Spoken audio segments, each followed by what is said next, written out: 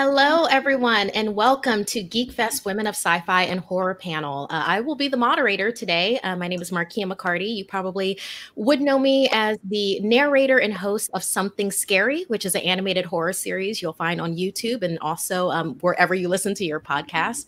Along with that, I'm a producer for Hunters Entertainment, which has made the tabletop role-playing game Outbreak Undead, which is, yes, a zombie apocalypse survival game, kind of like the apocalypse we are in now. I am here with these amazing ladies. We are going to talk sci-fi and horror today. So let's just go ahead down the panel and please introduce yourself in a project that people would know you from or that you're really, really proud of. Would love that. Jackie Dallas, can you please start for us? Sure thing. Hello, everyone. My name is Jackie Dallas. I am an actress, probably best known for my role on Stranger Things. Yay, Netflix family. I've been acting now for about 6-7 years, and that was probably my first and biggest breakout role, but I've done a ton of sci-fi and especially a lot of horror recently. Upcoming, I've done a movie called The Free Fall, another movie called Dead Ride, and last year I released one called Devil's Revenge. So these are just kind of fun projects I've been a part of. Excellent. Eliza Pearl, can you please continue? Cool. Yeah. Hi, I'm Eliza Pearl. I'm an actress, writer, and improviser, and also RPG player, GM, content creator. Stuff that you might know me from, or that you should know me from, is I've done a lot of long-running RPG campaigns, especially in the sci-fi and Star Trek world. So I did Shield of Tomorrow on Geek and Sundry. I was on Callisto 6, and that was like a sci-fi RPG campaign. I'm currently co-producing and playing in an RPG that's all Klingons, and it's called Blood of the Void. And I've also GM'd here and there. I GM'd Overlight, a kaleidoscopic fantasy campaign on Geek and Sundry as well. And then as an actor, I've done a lot of different things, but sci-fi specific. I was in a short series that went to South by Southwest this year, except it didn't actually go because of COVID. But that was kind of like a genre-bending sci-fi detective mystery, and I played a detective who's trying to track down this creature. It was really cool, and I hope it will be available for people to see soon. That was called Beached. Oh, excellent. Jessica Cameron, can you please introduce yourself to people that don't know you already? Hi, thank you so very much. Well, I'm Jessica, and I'm an actress and a filmmaker and a scream queen, mostly known for my work in the genre industry, although I've also done some reality work, and I'm also part of YouTube community, so love that. I do a little show called Scream Queen Stream, which is all indie and all horror, and then I have a beauty channel called Wannabe Beauty Guru, where I do ridiculous stuff to my face. And you probably know me most from my horror films, which Truth or Dare was the first film that I directed, and I'm really pleased with that still. It's now streaming all over the place, including Amazon Prime. And my newest film, which I directed, A Bad Place, premiered at CineQuest literally right as the pandemic was breaking. So we unfortunately have halted our festival run, but we are super excited to be working with a distributor to bring that into the homes as soon as humanly possible. Excellent. Victoria Page, can you please introduce yourself to our audience? Hi, I'm Victoria Page. I am an actress, producer, and I do cosplay at conventions all over the world. I started in Piranha 3D. That's where I think most people probably heard my name start popping up. And then I do a lot of sci-fi and horror. And I currently started working and producing with a company called Antimbity. And we do micro shorts. So we did 18 films last year. And I also have a feature coming out called Maya, which is about a shapeshifter. And it's a horror film as well. And that's what I do. Oh, wonderful. Okay, so as a kind of getting to know you type of a thing, I'm going to open this up to the panel. Please just, I honestly want to know, because like my story is I was 8 years old, and horror films was a way that I bonded with my dad. So, because my mom hated them. So it was the two of us, just everything from Freddy Krueger, like up to us, right now. So how did y'all get the horror bug? Oh my God. Yeah, mine was with my dad too, for sure. Started watching Hellraiser, which was kind of intense for a child, but then my mom reminded me that when I was little, it was all about Freddy Krueger. Like that's all I used to want to watch all of the time. And then I would read like R.L. Stine and stuff, which isn't super hardcore, but you know, that was my introduction. I loved it. It was all I ever wanted to do was watch and read it. That's so funny. I had like all of the Goosebumps series too. It was like Yeah. this was a massive collection of them. I loved reading horror. I couldn't get enough of it. But watching horror, so my confession is I'm super late in the game. I hated horror so much. It really scared me as a kid, like so much. And I think I didn't watch horror movies like really, really until about maybe 2-3 years ago. It's weird that I ended up acting in them before I started watching them. I like that. Yeah. Everybody has a different way into horror. Yeah, I have a similar thing where like I don't watch a lot of horror because I don't like watching a lot of horror, but I read like R.L. Stine and Goosebumps and Christopher Pike novels as a kid, and like young adult YA horror loved. And now I'm like writing a horror feature, and it's really interesting because like I said, it's weird that I'm writing a horror feature, but I had an idea that I love. So I'm like, let me just see where this takes me to write for a genre that I, on camera, don't really connect with as much as others. I don't know. That's fantastic, though. So I actually wasn't allowed to watch horror movies in my house originally when I was young. So it was kind of like the bad thing to do. But all my friends were able to. So when I'd go over and we'd rent movies, it was always renting horror films, and I would babysit a lot starting really young, so I'd always watch them when I was at other people's homes. And there was a running policy in my house when I was a child that although we weren't allowed to watch it, we were allowed to read anything I wanted. So I actually read the whole Halloween series before I actually saw the movies. So for me, that's how I sort of got introduced to it. And I started, like, ironically, I jumped to the more adult stuff, Stephen King, before, because I just did it because I loved it. And then it wasn't until like I realized all of my friends in grade 7 and 8 started to get to Christopher Pike and R.L. Stine. So I did try reading some of those, which were a much faster read, obviously. But I'd already read Dean Koontz and Stephen King and like all of these classic stories. So they didn't really hold much interest to me because I kind of felt that they were lightweight horror by that point. Oh, nice. Yeah, I kind of along that same track, vociferous reader. I have so much Stephen King and Dean Koontz. It travels with me, which means a lot when you're living in LA, going from apartment to apartment to take all these books with you. But I can't part with them. They're family. So I completely get that. All right, I have a series of movies here that I have pulled from my DVD collection where sci-fi meets horror. And I'm going to hold the movie up, and anyone who feels impassioned about talking about like issues with the horror or like things that they really loved about it, you know, their own spin with it, stuff that might have bothered them, how other people love it, but maybe it's not your cup of tea type of a thing. So go ahead and feel free to chime in. We're going to start with a really easy sci-fi meets horror, Terminator. Love it. I think it's really interesting that a lot of people don't consider it a horror movie, and it sort of gets remissed because it was such a big budget blockbuster film that it doesn't necessarily get considered. But in my humble opinion, it absolutely is a melding of the two genres that you mentioned. I specifically really loved all of the effects. I think that it's just really, really, really effective. And I also really like at the core value, the simplicity of the story. For me, I feel like a lot of the time working in film, filmmakers can sometimes get very caught up in like these really overly complex narratives, and it's like you have 90 minutes, you know.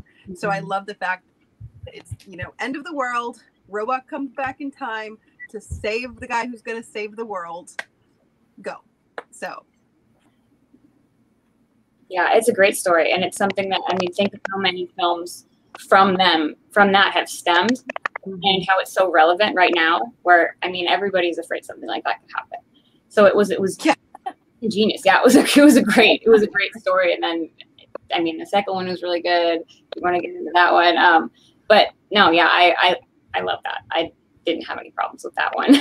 Yeah, I think for me, the impact of Terminator was that it was I remember it as being one of the first few times that I saw like a woman in this very pivotal central role in that genre of film. And maybe, I mean, I'm sure there's other ones in your stack that will have that quality, and I'm kind of guessing what else you have in your stack, Markia. But like that one, and then a couple of others were really influential for me because I loved that genre as a kid, but it was usually just a lot of dudes in it. And so yeah, Sarah Connor was really important to me. So yeah, that's what Terminator was for me. Yeah. It was just a mind-blowing sci-fi for me when it came out. I didn't really think of it as a horror because it didn't have like the supernatural elements that I tend to associate with, at least the scary horror ones for me. Like the technology-based horrors, I find is really fascinating because it's kind of like the humanity is undoing itself. We've created these entities. And yes, female, like girl power, Linda Hamilton, she's so badass. I love how they took the concept of how robots were good, robots became super dangerous, and then even the robots came back to save us.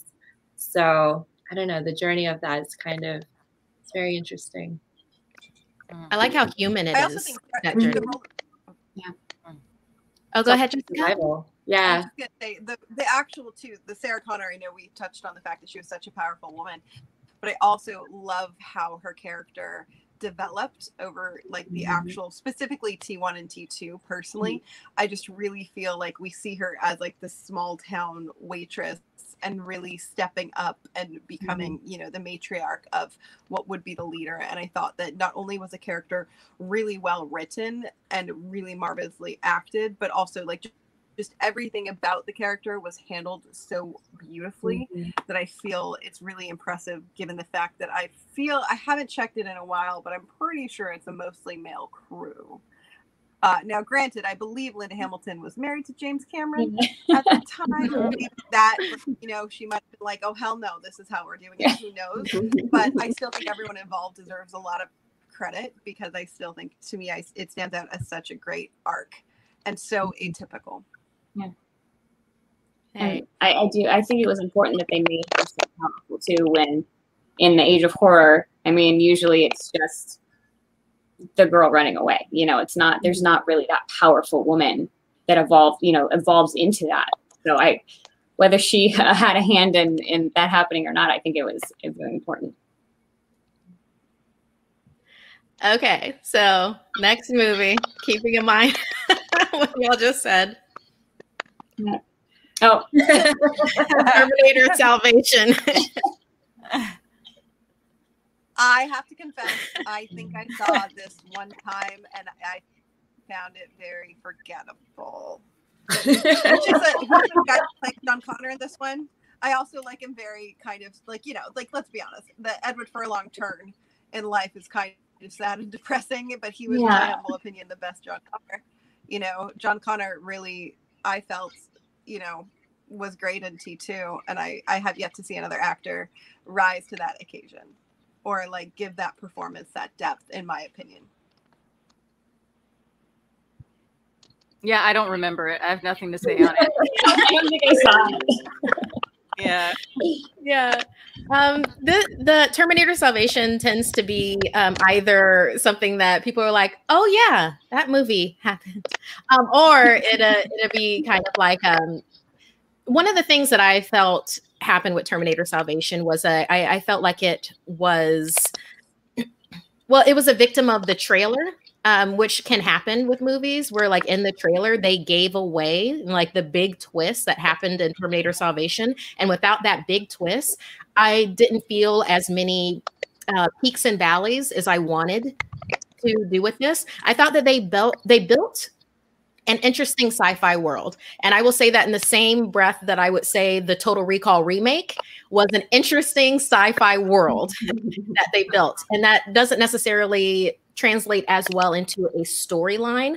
Also, with Terminator Salvation, I felt like out of all the Terminator movies, it lacked the Sarah Connor-ness that we needed within it. Like when you take when you take Sarah Connor out of Terminator, I mean, I know it's the Terminator. It's all about the Terminator. But when you take Sarah Connor out of that, it just does not hit the same way for me, type of thing. It's more generic sci-fi horror than it is a humanity story. I had that same problem with T2. I just felt like it was missing that connection. But also, like, I think love is such a wonderful, beautiful motivator. And I feel like in T1 and T2, I think one of the things that works so beautifully is the love, the love that John Connor had to have had for the universe, but also that Sarah Connor had for her son. The love of, I always mess up his name, but, her love interest, John Connor had. But that being said, it was missing from everything after. Kyle Reese, yeah. Kyle Reese, yes. It's on the back. Yeah, Kyle Reese. I was saying John Reese because John Connor, but it's Kyle Reese. Yeah. Okay. So this is another easy, awesome one. Alien. That was my guess. Yeah. Of course, we have to talk about Alien. Yeah. Do you know how long I've had this DVD? Look at the DVD. Yes, the ultimate sci-fi horror. This was huge for me. Oh my God, huge. Because like I said, I'm not a super horror kind of horror movie girl, but I am a big sci-fi in general girl. And Ellen Ripley, not only is she strong and badass and smart, but like we all know the story of how that role was not written specifically for a woman. And in the late 70s, it was a huge thing to cast a woman as this character that was basically written as gender neutral, or written, I should say written as a man, but effectively could have been written as gender neutral. Just like as an actor, as a sci-fi lover, as a writer, that movie is huge for me and I revisit it a lot. And I've improvised in that style with Ripley Improv. Like, yeah, it's so close to my heart.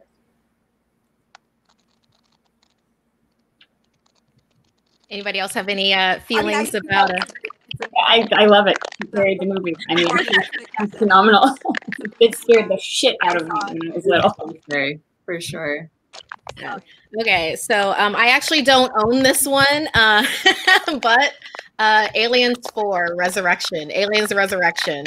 If y'all have watched that out of the Aliens quadrilogy, it's the final one where Ripley is brought back from the dead after dying in Aliens 3. Well, a version of Ripley is brought back, and what is a thing to say? Hijinks ensue.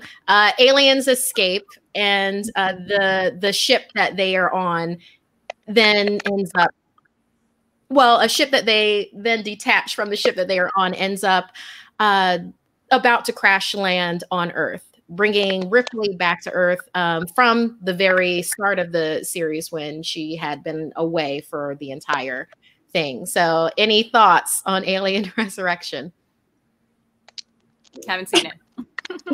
I know I've seen all of them, even through like Prometheus and AVP, because I just really love those movies. But that one I don't remember vividly, which makes me think maybe it was a weaker of them. So, but I mean, I'm glad that they carried it on. I was just sort of begs the question, like, how long should the series be rebooted and revamped? Like, because with the Terminator one, we all kind of have the same, like, what was that one like? And then Aliens, like, oh, what was that like? I wonder at what point you walked away from it. I know that's not our case as actors, but from a filmmaking perspective. Yeah, it loses the intent. I mean, it loses what it started out of as completely, and it almost. I mean, they don't all take like a comical spin where they make fun of themselves, but it does become something completely different, and then you lose the strength of the character that you fell in love with so much. Okay, so we're going to pivot a little bit into more cult classics that you all enjoy. I will start with one. Okay, this is a little bit of a cheat because it's not necessarily sci-fi and horror so much as horror completely. So, The Evil Dead. And it's okay if you are not certain about what the Evil Dead is. It's the ultimate experience in grueling terror. It was released in 1982. Obviously, Bruce Campbell. I mean, can you not see him on the? Yeah, he's not even on the front of this version. I've had this DVD for so long.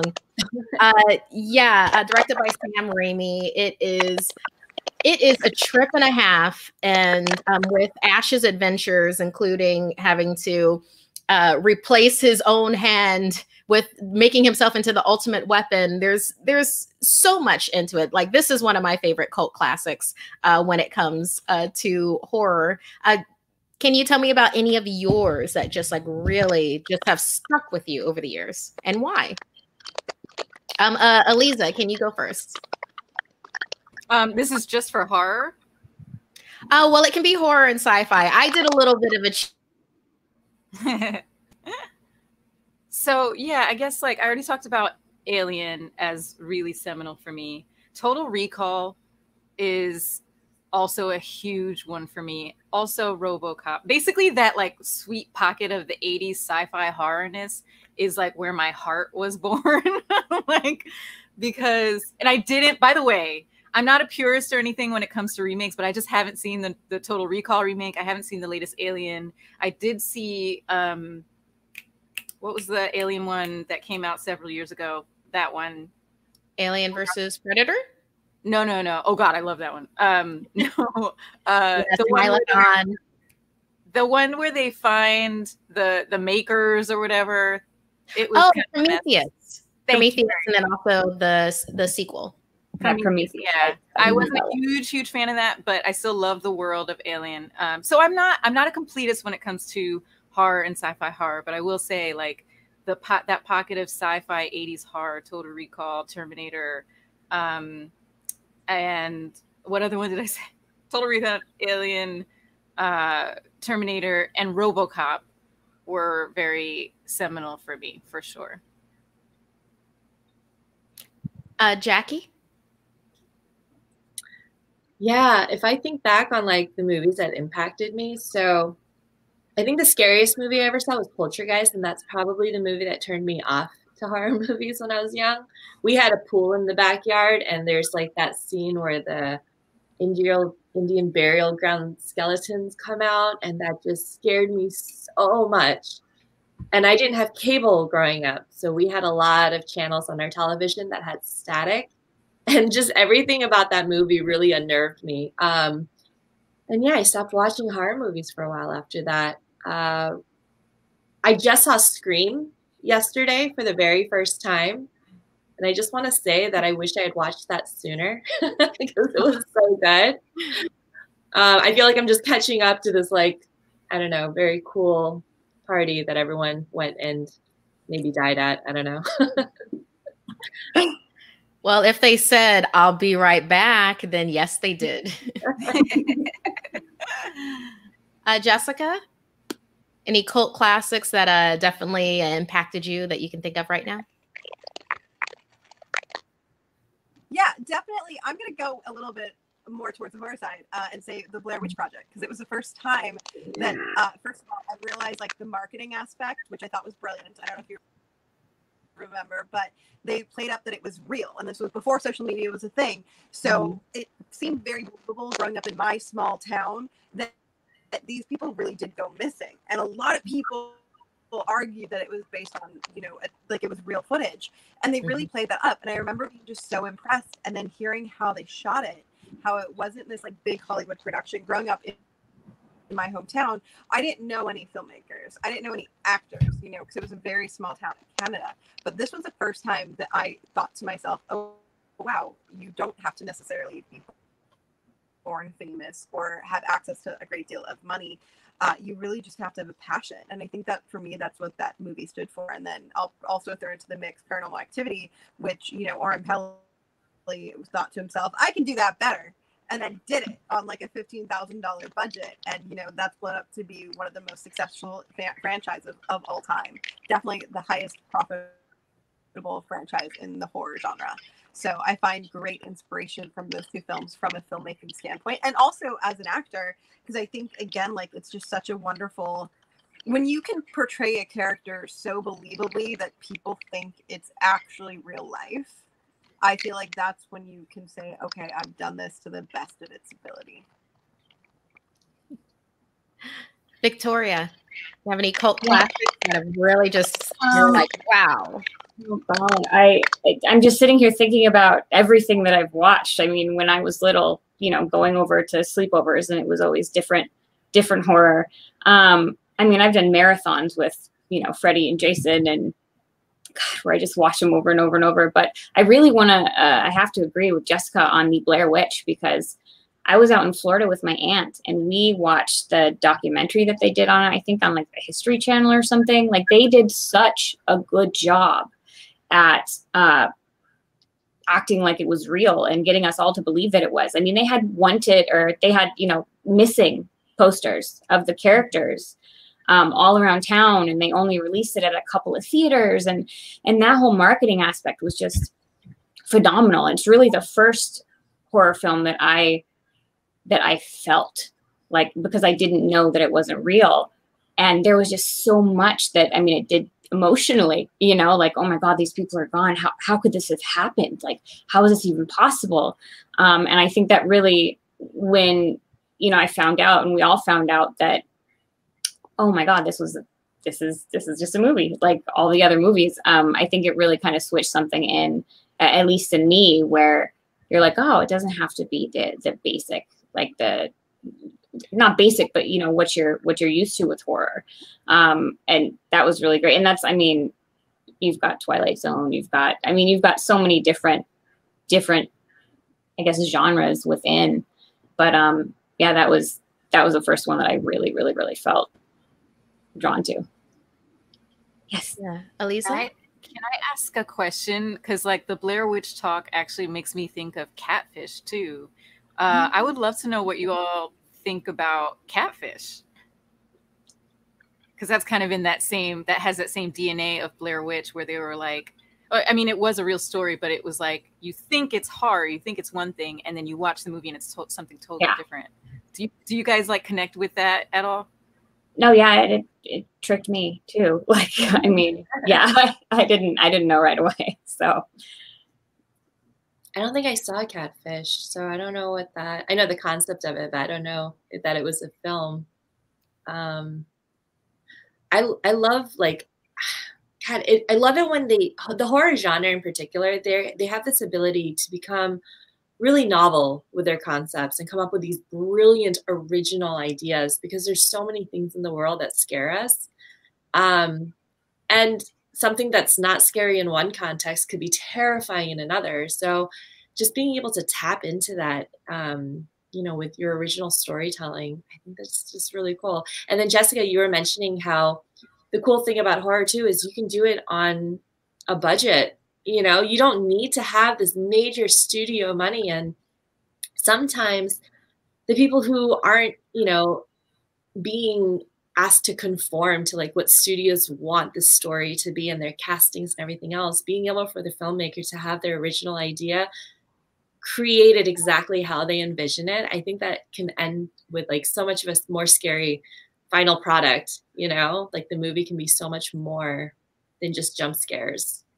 That's exactly what we did with Antimity, the production company that I work with. Is the whole entire purpose of Antimity is to show, hey, you don't have to have a huge $100,000 budget to make a film.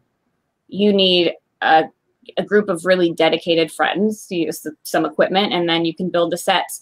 Like, we did so many of our films in just this one studio area, and we just built different sets with everybody came together to make these stories, and they all fit within each other, and it's a rotating cast, and we all play different characters, and they're completely different stories, and they're not all rehashes of other stories. And again, just like what you were saying, you don't have to have a huge budget. You just have to have the dedication and some ideas, and you can make it happen. Yeah, just the creativity and the, yeah.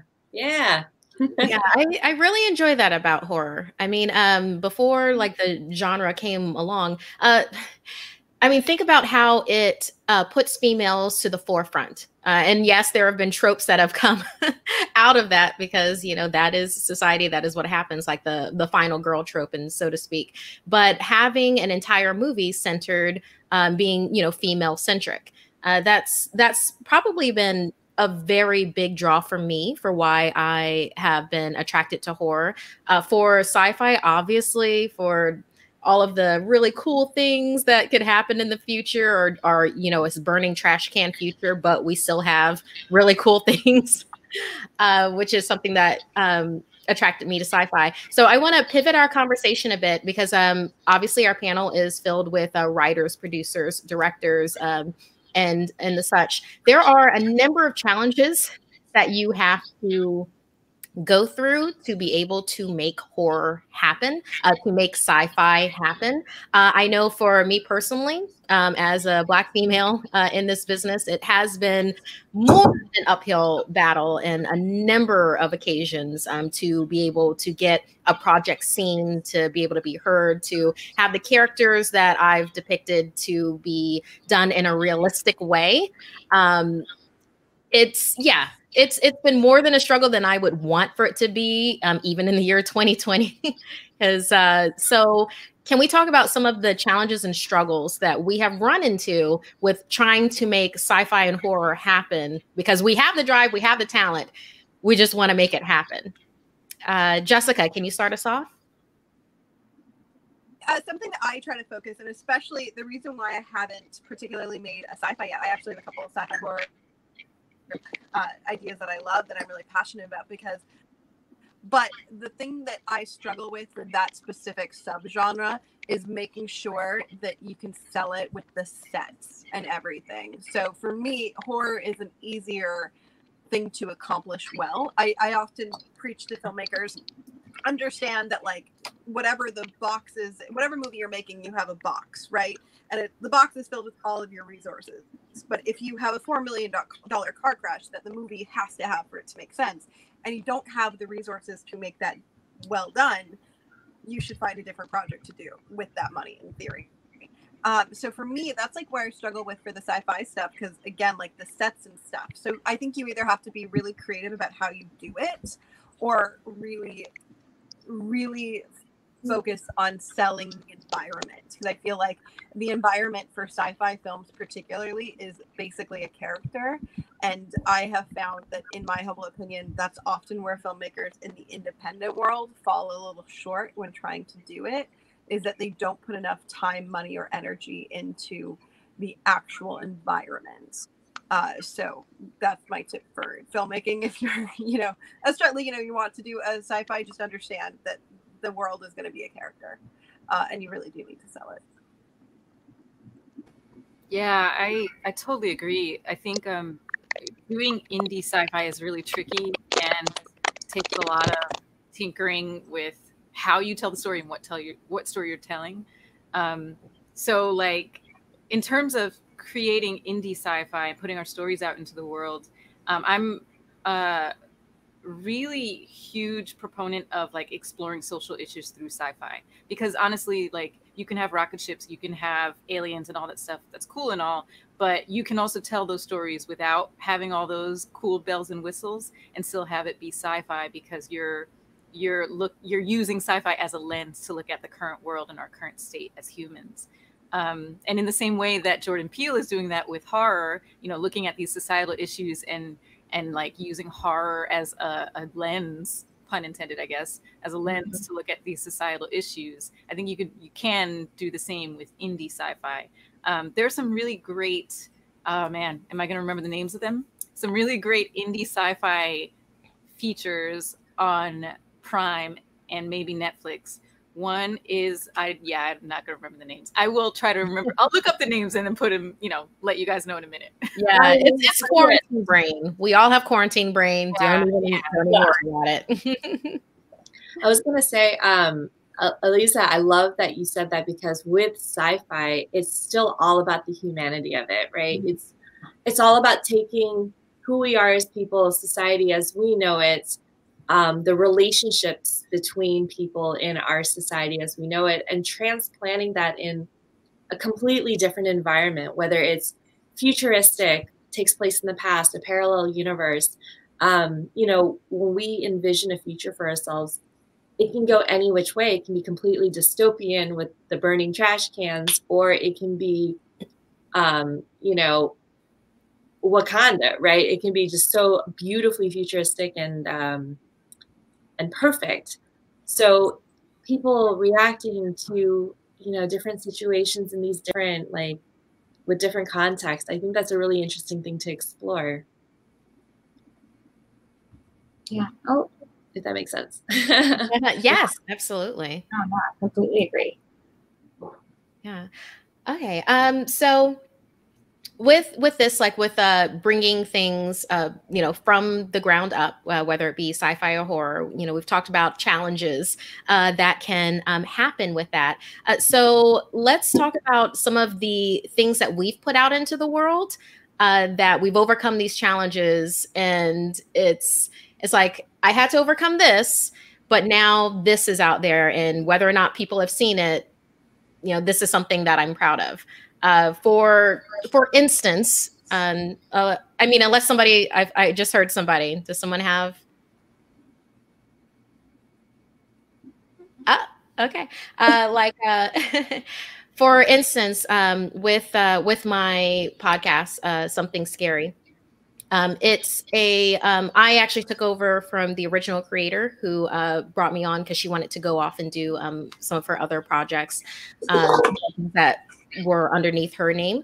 And for me with it, one of the challenges was keeping the multicultural angle that she had established for it, where it's like, we're going to take fan submitted stories, horror, specifically horror, from all around the world. We're going to do urban myths and legends, and we're going to try to touch on different places, and then have to make it contemporary to also respond to people. So the big challenge has been holding on to the mythology and the place and location, while also making it for a contemporary audience. And we do this on a weekly basis. So it's like, this has been a, this has been a challenge for us, because a lot of these myths tend to be very misogynistic in a way, and I don't want that to translate to you know, my viewers.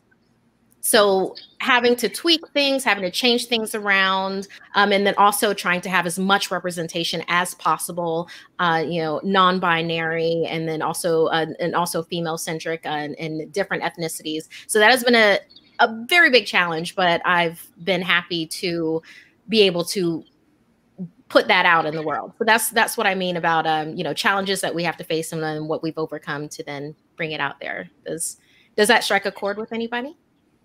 Yeah, I think that's really the beauty of horror and sci-fi, is that you can take anyone and put them in different roles. I mean, they don't have to be the cookie cutter of like Hollywood, you know, the pretty blonde next door or whatever, because anybody can play these roles, because they're supposed to resonate with everybody, and at least hit something in everyone where they're like, oh, that scared me, or that's making me think. And the challenge, I would agree, is we have, you know, a lot of different writers with Intimity, and we'll throw out all these ideas, and if it's sci-fi, it's like, oh, how are we going to make this happen? So we did them weekly as well, and you have to really tweak the story. And then we spent so much time and effort on the sets just to make sure that it was able to fit. And instead of it being like, you know, it's not like futuristic really, it's basically, oh, well, it's a different universe, and that's why things are a little bit different. So you can put a lot of different things in there, but you really have to work on that story to be able to rise above the I guess the effects that you would need if you had a bigger budget. Yeah, I have kind of found myself in this world of creating these stories through improv, whether it's on stage. Like I have one of my shows is The Improvised Generation, and we do full-length, fully improvised stories in the style of Star Trek: The Next Generation. And that was us being a group of improvisers who also happened to be Trekkies who wanted to tell sci-fi stories in improv, narrative improv. And so that's, I think, like finding different genres or different mediums, I should say, is another way to kind of get around the technicalities of like not being able to do big budget sci-fi stories. And then of course, like RPGs, where you're building a world together as a group in your minds. Like you don't need a set at all. You just need to be able to tell the story together as a group. I think it's really empowering to use improv to tell sci-fi stories for that reason. That's a really good point. Yeah. Hey, so a lot of us, obviously, this is our bread and butter. We, let's say, imbibe a lot of sci-fi and a lot of horror in different ways. You know, we do it in different mediums. We do it in book form, podcast form, and also, obviously, movie and television. So is there a horror and or sci-fi project that has come out, and let's like say either this year or the last couple of years, that you just want to broadcast, be like, hey, maybe you've seen this, maybe you haven't, but you need to see this, and this is why. So like for me, for instance, I'm going to take it back to Us, which I said at the beginning. For me, it is a very great way that sci-fi meets horror. Not to give too much away in case people haven't seen it, but it's basically the sci-fi element of it is that there is a theme of the government is trying to control the populace, and they have found a way to do that to a certain point. It's science fiction, we hope. But the way that the movie is framed, it makes you question your own life. And then along with that, you know, existential horror that you get, along with that, you actually have the horror that the movie itself builds when the government's project comes to light. So for me, I need more people to see this movie. So that's why I'm putting that out there as my project. But like I said, it doesn't have to be a movie. It can be a book. It can be a podcast. It can be something from No Sleep that you've read recently. So does anybody want to get us started? The only one that I can think of right now on the spot is Love, Death, and Robots. I think that's what it's called. Yeah, did you guys see it? Yeah. That one hit me. Like there was there are a whole bunch of short stories, if you will, and they are definitely sci-fi based, but so if you haven't seen them, they're also horror as well. And there was one of them that hit me like I haven't been hit in so long, because of, I don't want to give it away, but because again, it's one of those things that it seems pretty simple, and you go through and you see what's going on, but there's like little glitches and you're not really sure what's happening. And then at the end, just the reveal of what's the actual reality, to me was just like, oh my God, like this is terrifying. Wow, this could really happen, you know, in the future to people, like anyone. So I think that's really good. I know that they had it on for a short time and then they changed some of the stories that were in it, which was kind of odd. And I'm not sure if you can find it now on there, but if it does become available again, or if it is, I definitely highly suggest checking that out, because it was a heck of a lot better than I thought it would be. And I really enjoyed it. Very nice. I think the shows that's really kind of stuck with me recently is Black Mirror. And I think a lot of people have a love or hate relationship with that series because, I mean, it's anthology. Some of them are going to hit a little bit closer to home than others. But I love how they explore the world we live in technology-wise, just one step removed. So it feels so close and it feels so tangible. And the things that they use and do, it seems like we can understand how how society would implement these things. And the concept of how technology is supposed to make our lives easier, and us better in various ways actually makes us more terrible and judgy.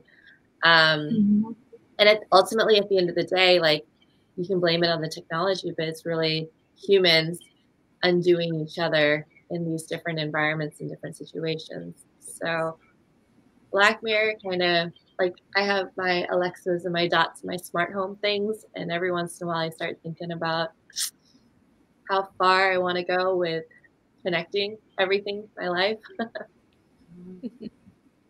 Yeah, the psychological aspect is just, I think that's what's so impactful. Yeah, I've binged like Black Mirror, and that's something that you shouldn't do at all. Jessica.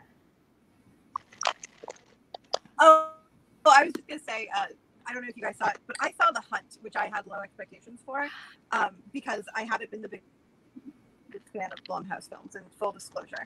That being said, was I ever really impressed? I just really, especially in today's climate, it's very politically charged, but it's not charged at any one direction, so everyone can love and appreciate it. I liked how it was the first time in a very long time that I remembered being shocked by something. So I don't want to give anything away, but there's definitely elements that it has in common with some classics like Scream, where you'll be like, oh wow, didn't see that coming. Well, so it's just really original kills, really, really interesting story. Again, I think the female lead, whose name I always forget, is phenomenal. I love the fact that they pair her opposite Hilary Swank in a horror film role. She was phenomenal. I really liked the character arcs of everybody involved. I thought it was really, really fun. So.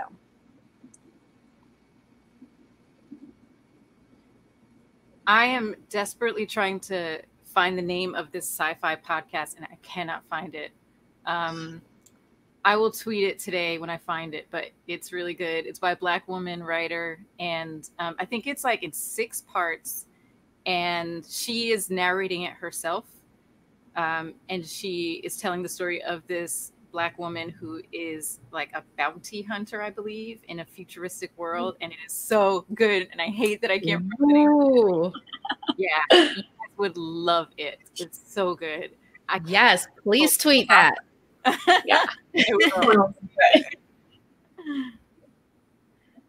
Yeah, I guess I'll well, has anybody not given their recommendations?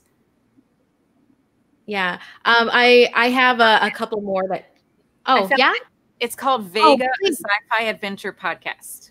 At Vega Podcast. So good. At Vega Podcast.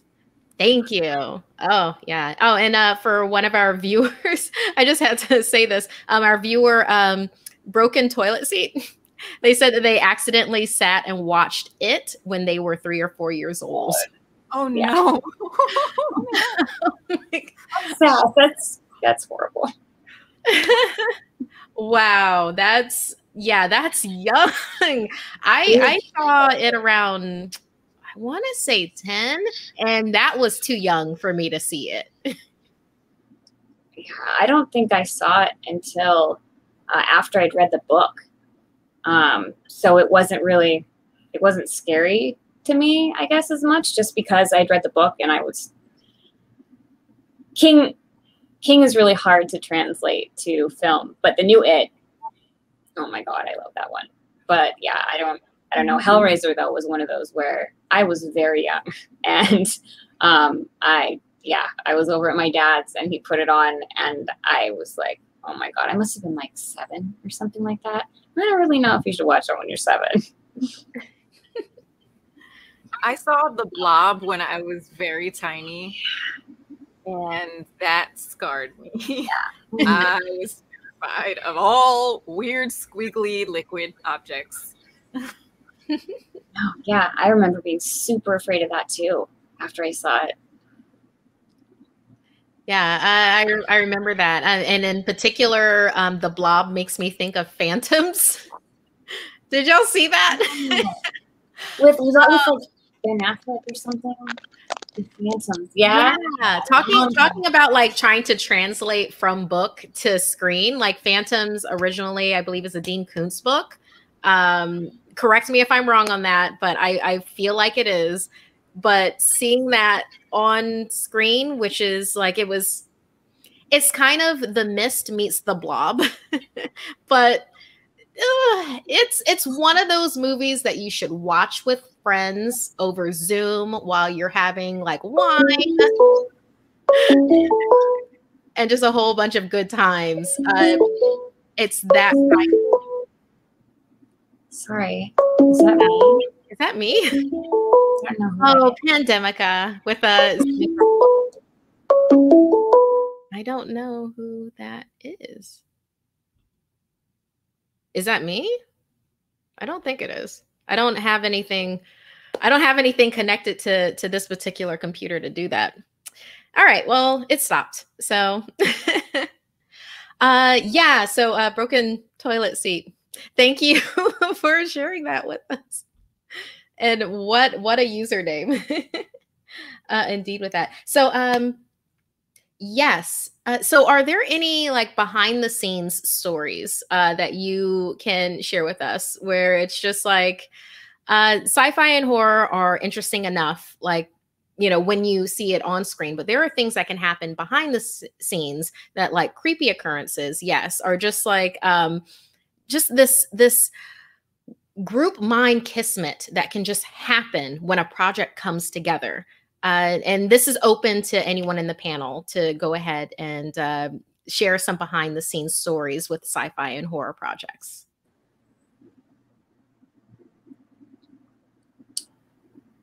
I can think of just, oh, sorry, Jessica, go ahead. Yeah, Jessica? Oh, no worries. No, I was just going to say, when I was filming my last film as a director, we shot a lot of it in this abandoned police station. So Why? It had not been inhabited in a long, long time, and it had a really dark, creepy basement, which of course is mostly where we were filming. Right? Because that just makes total sense. And several of the crew could have, like, almost everybody had a ghost story or something similar. At one point, the actress like came running upstairs when she had to go downstairs because she left her phone or something, swearing to God that like she turned a corner and there was a person there who faded away. Another one swore that when there was like this, the ceiling was coming down in one of the little rooms adjacent to where we were filming, and he swore that he saw a person up there looking down into us filming, just like peering in, and then like kind of scurried away unnaturally whenever he actually came to it. And there was literally like moments in time where everyone would kind of start acting weird, and you just give a look and be like, okay, we're all feeling something, right? And everyone would be like, yeah, we're gonna keep filming, but this is not good. We probably shouldn't be here. Because like, and it would literally, it felt like you couldn't deny it because it was just so palpable, and you could literally see it on everyone's face where everyone was like, we are not alone in this place. Let's just get the shot and then get to safety. And I mean, obviously it didn't help that we were shooting a horror movie. But that being said, the hijinks of shooting a bad place in what could have been a bad place. Oh no. I definitely always wonder about like where they shoot horror movies. I was like, I mean, if it's in the woods, that's kind of unnerving in itself. But then, and if you're shooting at a studio, that's a different story because you've built everything from scratch. But if you're filming on location at a scary haunted house or an asylum or a shut down hospital or police station, it really does make you wonder about the history of it. I wonder how many of us like believe in supernatural things. Like, is that part of the draw? Because Definitely. I do, and I think that's one of the reasons why it scares me so much, because to me it's not like a fictional thing. It's like, this could really happen, maybe. No. I don't know. Yeah, I grew up in a haunted house, so there's there's so many Victoria, you have to tell us this. Oh my god.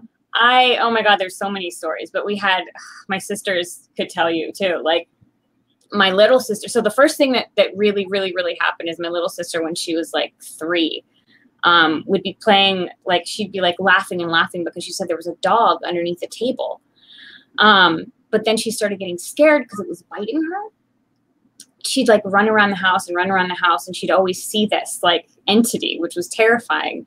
And we couldn't see it. And there was this, oh my God, there's so many stories. There's like this in our hallway where the dog would disappear. And I mean, she's like 2.5 and she's walking around, and right when she hits the area, she's all, what's hot? We're like, what is she talking about? We had these Victorian dolls that would fall, but it would fall forward, but it would always land like the opposite way that it would land, or that it should land, like logically.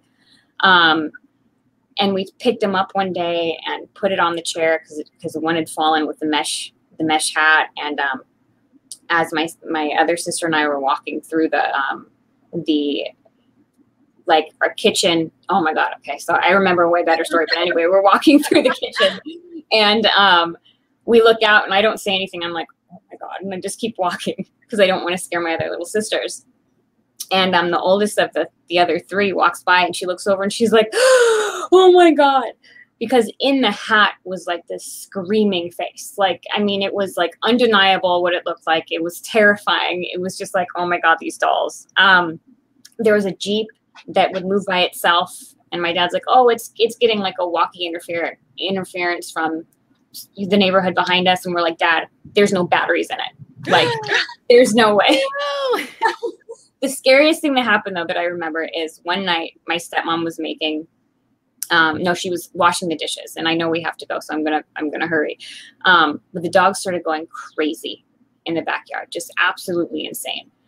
And she's asking my dad, like, what is he barking at? Like, what's going on? We had the floodlights on, and we couldn't see anything. And then all of a sudden it stops, and we hear this like, bam, right? And she's looking out the window, and the sound like came from behind her. And we hear this slow, like, drag, just and we're all sitting at the table like, what is going on? And she's like frozen. And then we hear this crumble. And we go out to see, and she turns around and she's all, I didn't do anything. And a magnet from the top of the fridge had slid all the way down past like the area like between the fridge and the freezer, and all the way down until it just fell on the floor. And all of us were like, nope. Like, and we don't talk about it because they don't, like, nobody wants to talk about it in the house. And my dad's like, no, it's not haunted. Oh no, it's totally haunted. And we have years of stories, but yeah, so I definitely believe, because I just don't have any other way to explain like the weird things that happened. Never crossed you guys' mind to move? Yeah, I know. No, because my dad denied it. No, it's fine. It's fine. But I moved. I would run away. Oh my gosh. Victoria, we need these stories. Eliza can help you write it. You produce it. Awesome. Jessica's going to direct it. Jackie, can you star in it? I want this project to happen. Yeah. Wow. Okay. Yeah, we are getting close to time though. I love that we're ending out on this note though. So everyone, in the time that we have left, please go ahead once again to do your social media handles where people can get in touch with you. Anything that you want to promote at this time, go ahead and put yourself over. And then, yeah, we're going to call this a wrap on this panel. So please, Victoria, can you start us off, and we'll go the reverse order of our introductions. Of course. Mine's really easy. It is at Victoria Page. That's Paege. Twitter, Instagram, Facebook. I'm all over. You can also find some of the films that the most recent things that I did is in Antimity, Antimity. I'll post it on my Twitter and such. And then I have an upcoming horror movie called Maya, where I play Maya. And that is about a group of friends that go into the woods and hilarity ensues. Just kidding, it's horror. So that'll be coming out end of this year, maybe next year. It just depends on this whole pandemic. I know. We live in pandemica. Jessica Cameron, please.